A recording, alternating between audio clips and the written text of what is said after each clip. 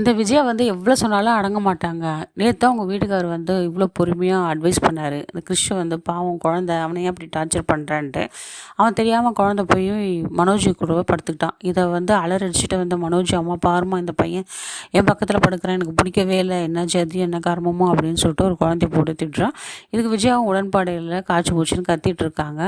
உடனே அண்ணாமலையாவும் ஏன் இப்படிலாம் பண்ணுற, எத்தனை தடவை சொன்னால் புரியாதுன்றாங்க. இவங்க அப்பவும் திருந்தாமல் திருப்பியும் சிந்தாமணி கிட்ட போயிட்டு ஒரு பிளான் கேட்குறாங்க. கூட ரோகிணியும் இருக்காங்க. இந்த பையனை எப்படியோ ஒழிச்சு கட்டணும்.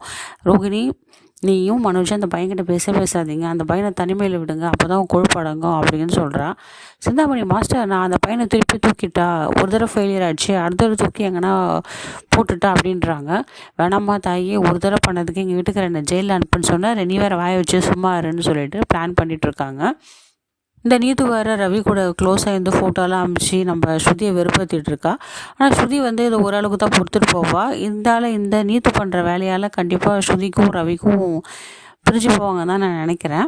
அவளோட எமோஷனில் இந்த நீத்து சும்மா விளையாடிட்டு இருக்கா.